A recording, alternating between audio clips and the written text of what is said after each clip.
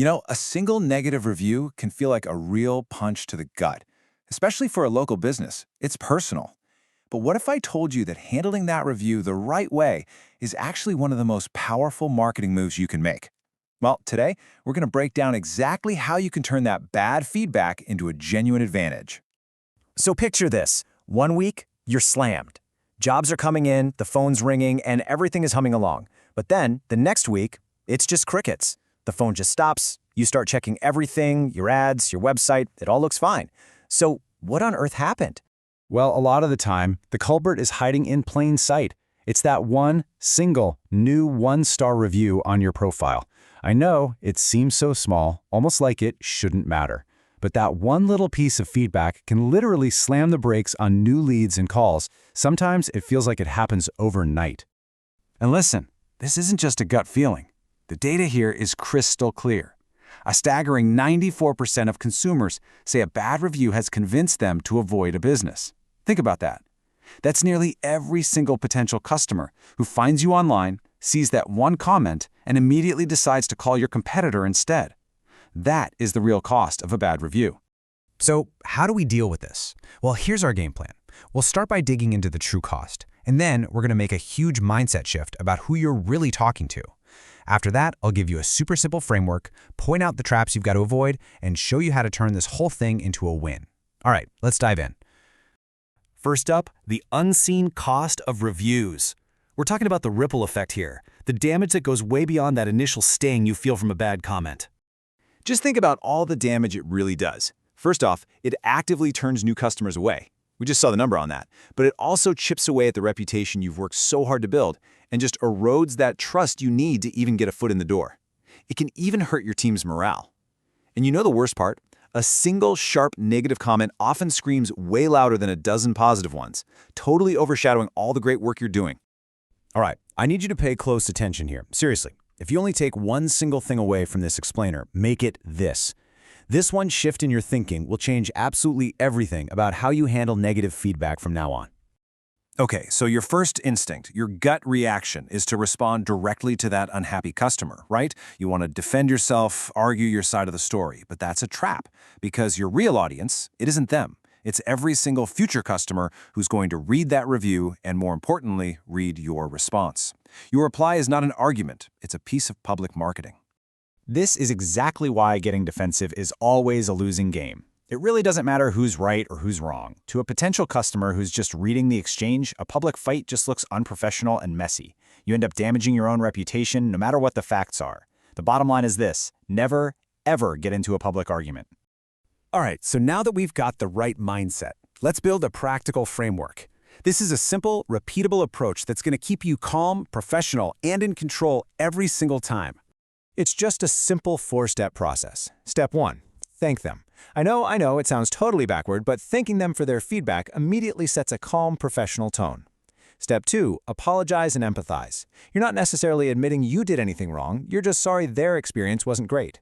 3, take responsibility for fixing it. And finally, and this is probably the most important part, move the conversation offline. Give them a phone number or an email. So here's what that looks like in the real world. See?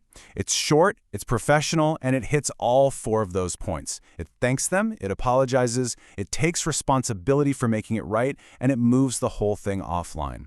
This kind of response shows every future customer that you are a reasonable, professional company that actually cares about customer satisfaction.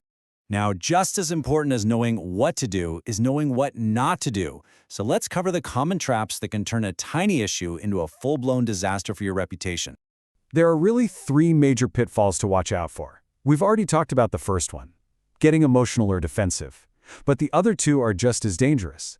The second is making excuses, especially that classic line, "We can't find you in our system." And the third is a huge one, disclosing any kind of private customer information in your public reply. Let's just look at that "can't find you" excuse. The bad response? It just sounds dismissive, right? Like you're accusing them of lying. It makes you look like you're dodging responsibility. But the better response, it's collaborative. It acknowledges their concern, but it gently suggests there might be a simple mix-up, and it still focuses on fixing the problem offline.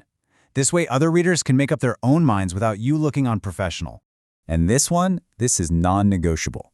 Never, ever post to customers' personal details, their address, what job you did, any of it, in a public response. Not only is it incredibly unprofessional, but in certain industries like healthcare, you could land in serious legal trouble with huge fines for violating privacy laws like HIPAA. It is just not worth the risk. Okay, so we've navigated the risks. Now let's switch gears and focus on the reward. Because when you handle this whole process the right way, you can actually turn a negative situation into a really powerful opportunity for your business. Check out this statistic. 45% of consumers are more likely to visit a business that responds to its negative reviews. Let that sink in for a second. By simply engaging in a professional way, you are actively encouraging almost half of your potential customers to choose you over a competitor who just ignores their feedback. A good response is a direct path to getting more jobs. The last mindset shift I want you to make is this. Start looking at negative reviews not as an attack, but as a free audit of your business. I mean, think about it. A customer is taking their time to tell you exactly where your process or your service has a weak spot. That is incredibly valuable feedback that you can use to improve your operations, train your team, and make sure that same issue never happens again. So, we've covered the why and the how. Now it's time to put it all together and talk about your next step in really taking control of your online reputation. So let's just lock in these key takeaways. Number 1, remember, your response is marketing. Your real audience is every future customer. Because of that, always stay professional. Use that simple 4-step framework we talked about, and please avoid those common traps. If you do this, you can turn a negative comment into a tool that actually builds trust and wins you more business. And that kind of brings us to a final thought. I want you to think about the last piece of negative feedback you got. Instead of just getting defensive or brushing it off, ask yourself this. What is the one tangible thing I can improve in my business based on what that customer said? Because that's where the real growth happens.